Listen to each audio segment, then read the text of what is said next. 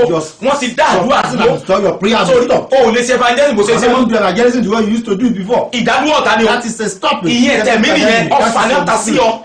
The arrow have been sent to wọ́n ń you. gbọ́ fàkàn ní ọ̀fà àrán sí. There's an arrow that people, the enemy sent to people. ọ̀fà àṣàsí. Arrow from ọ̀fà the ìwé. word. gbogbo nǹkan wọ̀nyí náà fi máa ń All dáyé yẹn this dúró. can be used to stop mo sọ̀rọ̀ agbára sí ayé rẹ̀. traveling to your tẹ̀wá life. nìkan ti ń dẹ́sẹ̀ ṣàṣàṣà. Somebody that is committing sin. ọ̀fà náà ni It is an arrow. wọ́n fi ọ̀fà sí lára ni. The arrow is in that ẹni pé person's body. mo rí ẹnìkan tó jẹ́ wípé I know of a person. ó lọ bá ewúrẹ́ sùn. He went to have níbi tí ẹ̀mí àgbèrè wọnú ayé ẹ̀dí. a spirit of adult. wọ́n wá mú lọ sọ́dọ̀ ọlọ́pàá tó nígbà tí wọ́n ti tafà sínú He ayé was ẹ̀dí. taken to a police station because an arrow has been sent into the àwọn body. ńgbà tó ń dé kéèsì ọlọ́pàá When they get to the police station, wọ́n wá pé ẹranko ló tún lọ bá sùn. look and say, you went to have intercourse with an animal. ọ̀rọ̀ burúkú tó ń tẹ̀lé In fact, that's òun a fún very ara good rẹ̀ word. baálé ilé tó níyàwó lé. Somebody who is married. wọ́n parí kéèsì yẹn The case was láàrin ọ̀sẹ̀ méjì sí. within 2 weeks. ó tún lọ bá pépé yẹn He sùn. went again to have intercourse with. gbọ́ mi dáadáa Listen to me ogun carefully. burúkú ti ń jà ọ́ Yes, an yẹn evil battle ó has kó láyé yẹn ló kọ Jésù. live your life today. gbọ́ mi dáadáa Listen to me. àwọn àmì burúkú ni These are evil sórí spirits. ọkọ rẹ tí ògbélé He yẹn had to husband that tó ń is not ṣàgbèrè staying at yẹn home. That is ọ̀fà ló wà nù ayé arrow is in his wọ́n fi body. dá ògo rẹ̀ That dúró. used to stop his glory. gbọ́ mi dáadáa Listen to me ọmọ tó ń carefully. jalè yẹn That ọ̀fà kan ló wà nù ayé that is wọ́n fẹ́ fi dá ògo rẹ̀ dúró ni. it has been used. Bí ọwọ́ ilé tó fà yín wà, mo sọ̀rọ̀ agbára sí ayé ẹ̀, ọfà yẹn kúrò nínú ayé rẹ̀. Keep on your life, let that arrow leave your body. à á ṣiṣẹ́ lórí ẹ̀. We are going to work on this. àwọn ẹ̀mí kejì The second tí wọ́n máa ń dá yẹn dúró that used to stop àwọn ní àwọn ẹ̀mí mujẹmujẹ. The spirit of blood sucking. gbọ́ mi dáadáa Listen carefully. àwọn ẹ̀mí mujẹmujẹ Spirit of blood wo ìran tó fi hàn wọ́n yìí Look at the vision that Kọ́ ṣe máa ń ṣe nìyẹn o. the revelation that is shown to Ẹ̀mí mujẹmujẹ. This is how they work. kọ́ ṣe máa ń operate This is ni how they work. àṣì tó lóra fi hàn nìyẹn This is the secret that ìwọ God náà has wo revealed. tó ṣẹlẹ̀ Look at what is happening. ìwọ náà wo Look at what is wo fẹ́ ṣe mú ẹja mú Look at how the blood is being wọ́n máa mú sucked. ẹ̀jẹ̀ lórí You can even express saw the blood on the express. nígbà táwọn èèyàn bá lásìdẹ́ǹtì When people have wọ́n máa mú ẹ̀jẹ̀ nípa abẹ́rẹ́ tó ń you sí can even suck blood through wọ́n máa the mú ẹ̀jẹ̀ nípa oyún tó ń ṣẹ́ You can even suck blood through abortion. sọmọ kó You náà fi dẹ́ dúró can see that it has used to nípa stop. ìbálòpọ̀ tó pẹ̀lú ìyàwó tó ń ṣe ẹ̀jẹ̀ ìbálòpọ̀ ó wà ní láàbù wọn. Even adult sexual intercourse with another person. àṣírí lálẹ́ Why is even in their lab? iye ìbálòpọ̀ tó bá ṣe tó lòdì sí òfin Ọlọ́run ẹ̀jẹ̀ rẹ̀ ń bẹ láàbù wọn. Whatever even sexual Tó o bá ti fẹ́ gòkè báyìí, wọ́n fi jà bọ́lẹ̀. It's in their lab. ẹ̀jẹ̀ yìí ni ẹ̀jẹ̀ olùfisùn. It is this blood that is used. ẹ̀jẹ̀ yìí ni ẹ̀jẹ̀ atọ́pinpin. It is that blood that Èyí tí used to wọ́n fi ń fa ayé rẹ̀ that sẹ́yìn. used to draw your life back. ǹjẹ́ wo nígbà tó gba Jésù ǹjọ́ tó ń wá When you accept ìdí ó ti Jesus, ṣàtúnṣe pẹ̀lú ẹ̀jẹ̀ ìbálòpọ̀ tó wà láàrin ìwà àtàwọn obìnrin tó ti ṣe. on the intercourse that you have with ìwọ náà ló people, o bá Làtífà sùn You had o bá intercourse with Kúbúrátù sùn Làtífà. o bá Dèbórà sùn ìwọ kan náà You lórí yourself Ábígẹ́lì you are on tó top of gbogbo wọn Abigail. kóra jọ sára All of rẹ them, ẹ̀jẹ̀ you are wọn ń in fa ayé your rẹ body. sẹ́yìn Their blood are drawing ẹ̀jẹ̀ ìbálòpọ̀ your self-back. ẹ̀jẹ̀ oyún tó ṣẹ́ Blood of the abortion. ẹ̀jẹ̀ nǹkan oṣù rẹ ẹlòmíì kò kíyà pẹ̀lú nǹkan oṣù rẹ ayé àwọn fi dáyàn dúró ìwọ náà wọ aṣọ tó o sásìta tó o rí mọ́ yẹn nǹkan ọ̀dàbí rẹ tó o rí mọ́ yẹn àṣírí ni mò ń sọ fún ọ yẹn gbogbo nǹkan tó fi dẹ́ dúró nìyẹn àìkíyèsára nìyẹn ẹ̀jẹ̀ ọjọ́ tí wọ́n bí ọjọ́ tó ń bí ọ sáyé ọwọ́ ọ̀tá ló wà wọ́n fi dẹ́ dúró nẹ̀ àwọn nǹkan wọ̀nyí ni mò ń sọ fún ọ ẹ̀jẹ̀ ìlà tó kọ ìlà tó kọ sí ọ lára ó mọ̀ pé ẹ̀jẹ̀ máa ń jáde bẹ́ẹ̀ wọ́n fi kankan síbẹ̀ ìwọ́n fi dẹ́ dúró nì gbọ́ mi dáadáa mo wá sọ fún ẹ ẹ̀jẹ̀ kan wà tọ́jú ẹ̀jẹ̀ lọ ìyẹn ni ẹ̀jẹ̀ Jésù Olúwa wa mo ná ẹ̀jẹ̀ yẹn sí ayé báyìí pé ẹ̀jẹ̀ yẹn lẹ́ẹ̀méje mo ní kó pè ẹ̀jẹ̀ yẹn lẹ́ẹ̀méje pé ẹ̀jẹ̀ yẹn lẹ́ẹ̀méje sẹ́ máa pè bó ṣe ń pè ẹ̀jẹ̀ yẹn máa pè sọ pé ẹ̀jẹ̀ Jésù tú mi sílẹ̀ sọ pé ẹ̀jẹ̀ Jésù tú mi sílẹ̀ sọ pé ẹ̀jẹ̀ Jésù tú mi sílẹ̀ báwo ti wí yẹn yóò rí bẹ́ẹ̀ ẹ̀mí adánidúró ni àṣírí ẹ̀ ló ń gbọ́ yìí àwọn ẹ̀mí kẹta tí wọ́n máa dá yẹn dúró àwọn ẹ̀mí jẹranjẹran àwọn ẹ̀mí jẹranjẹran ìwọ náà wo wọ́n ṣe ń jẹran yẹn wọ́n ṣe ń jẹran yẹn gbọ́ mi dáadáa nínú ọdún táwa yìí nínú oṣù táwa yìí nínú ọ̀sẹ̀ táwa yìí lọ́dún tó ń gbọ́ mi ayé ò ní jẹran rẹ ẹran ayé rẹ ò ní ṣe jẹ fọ́tà ó ní ẹran ara rẹ ò ní ṣe jẹ fọ́tà tó fẹ́ tó wà lẹ́gbẹ̀ẹ́ ẹran ara tèmi ò ní ṣe jẹ fọ́tà tèmi ayé àwọn fi gbàdá ìjìnà egbàdá ìjìnà wọ́n fi síyàn lẹ́sẹ̀ wọ́n wá ṣe ojú egbò yẹn wọ́n fi ṣe ilé wọn àwọn ẹ̀mí jẹranjẹran yẹn àwọn ẹ̀mí jẹran wọn á jẹ́ kí gbogbo nǹkan kó dà fún èèyàn mo sọ̀rọ̀ àgbà gbogbo àwọn ẹ̀mí tí wọ́n nílé pa láti jẹra ayé ẹ̀ bí wọ́n sọ pé nígbà táwọn ẹbí ní kú súnmọ́ láti jẹra ara mi wọ́n kọsẹ̀ wọ́n sì ṣù lórúkọ Jésù ọ̀tá rẹ̀ kọsẹ̀ oṣù lórúkọ Jésù àwọn ẹ̀mí kẹrin tí wọ́n máa ń dá ayé yẹn dúró àwọn ẹ̀mí pẹyẹpẹyẹ sọ́dọ̀ àwọn ẹ̀mí pẹyẹpẹyẹ wọ̀nyí àwọn ló máa ń gbọ́ láago bíi mẹ́rin ìdájí wọ́n máa gbọ́ pa lórí bá wọ́n ti noise pàdé bọ̀ nìyẹn. on your ó máa gbọ́ láàrin your pé roofing.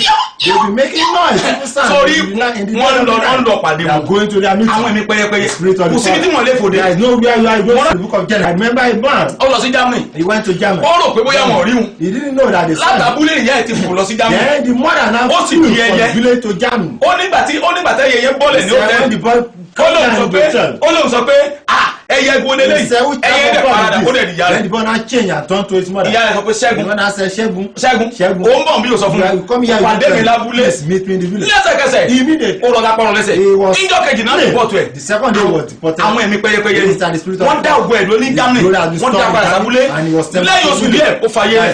Within some months he left irú the world. ọmọbìnrin kan wà There was a tó bá lady. ti ń kọjá lọ You know where he's going? láàrin ìgboro In the ẹ̀yà máa lọ lọ́gọ̀gọ̀ orí ẹ̀ Then rẹ̀ the bird will be flying Oh, on bring his them away, man. head, and this guy was ẹ̀yà máa running. súlé lórí Then the bird will be passing pieces on his ẹ̀yà head. náà ni wọ́n fi ba ayé Because ẹ̀jẹ̀. this bird that was used to destroy our life. gbọ́ mi dáadáa Listen carefully. àwọn ẹ̀mí wo ni ń pè ní ẹ̀mí pẹ́yẹpẹ́yẹ Also for spirit that iṣẹ́ wo tán ṣe nìyẹn These are the èèyàn ló ń jẹ́ bẹ́ẹ̀ It's human being that Gbogbo ẹni tó ń dẹyẹ, whoever is turning tí ń himself kéré to ìkúlé our rẹ̀, the bird, gbogbo ẹni tó ń dolóńgbò tó ń kéré ìkúlé rẹ̀ tí wọ́n wá ń dá yé rẹ̀ dúró ló ń kọ Jésù kí wọ́n ṣòfò dáadáa náwó ẹ̀ méje sókè pariwo pé ewu ẹ̀mí pẹ́yẹpẹ́yẹ ẹ̀yin ẹ̀mí ẹlẹ́yẹ o ẹ̀yin ẹlẹ́yẹ o pé wọ́n má bẹ̀rù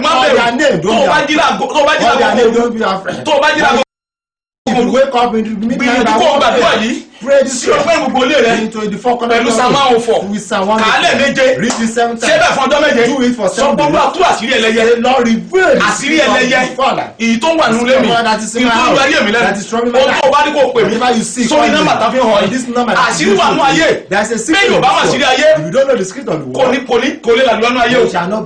ó dédé lórí kan ṣoṣo You are not just there. You are- ìyá ìyẹn lè jẹ ẹlẹ́yẹ Even your mother ẹgbẹ́ ìyẹn lè jẹ ẹlẹ́yẹ aládùúgbò wọ́n lè máa fi disturb Your yẹn neighbor can even fall and gbogbo àwọn ẹyẹ tó ń wò yẹn kì í ṣe ẹyẹ lásán all this bird you are ẹyẹ tí looking mo at, ní they sùn are lóru not ordinary bird. gbogbo ẹyẹ àti They ọ̀sùn don't wò ní sleep sùn in the night. wà á lẹ́nu kó mi kò ní sùn lóru bí àwọn goat àwọn goat àwọn ewúrẹ́ goats. orí wọn ní sùn lóru You see them, they don't àwọn sleep ajá mi in kì the í sùn night. lóru Even some dog don't sleep in the iṣẹ́ àwọn ẹ̀mí night. yẹlẹyẹlẹ These are the work of the wọ́n máa Father. gbé sínú ọmọ They èèyàn can even use sórí ọmọ yẹn òun fúnra rẹ̀ wà á rí lórúkọ yóò máa jẹ báyìí yóò máa jẹun báyìí yóò máa jẹun báyìí àwọn tí mo lọ pàdé ẹlẹ́yẹ ó sàkíyèsí pé ọmọ rẹ̀ máa ń jẹ yín You can find out that even your child. wọ́n ti fọmọ yẹn sínú ẹgbẹ́ ni gbọ́ mi dáadáa It's already in their a heart. tún sọ àṣírí wọn tó bá They yá are gbà going to pẹ́ do their secret. gbọ́ mi dáadáa But listen àwọn carefully. ẹ̀mí wọ̀nyí All this ni wọ́n ń dá yọ̀ ọmọ They are ìjà the one dúró that is stopping wọ́n ń dá yọ̀ ọmọ yẹn They dúró stop human being. gbọ́ mi dáadáa Listen agbá tí carefully. àwọn ẹlẹ́yẹ ń lò All lórí the ẹ̀ power that the lórúkọ fathers Jésù has ó given ṣòfò dànù you, bẹ́ẹ̀ I pray let them be destroyed. àwọn kingdom mẹ́rin wọ̀nyí With all this four kingdom, ni wọ́n dá yéèyàn they are the one that used to gbọ́ stop mi dáadáa Listen carefully. mo sọ̀rọ̀ agbára sí ayé Speak probably to wọn ò ní dọ́dún mọ́ They are not stopped. They shall not stop ìṣẹ̀lẹ̀ again. àwọn ogun adánidúró mẹ́ta ló wà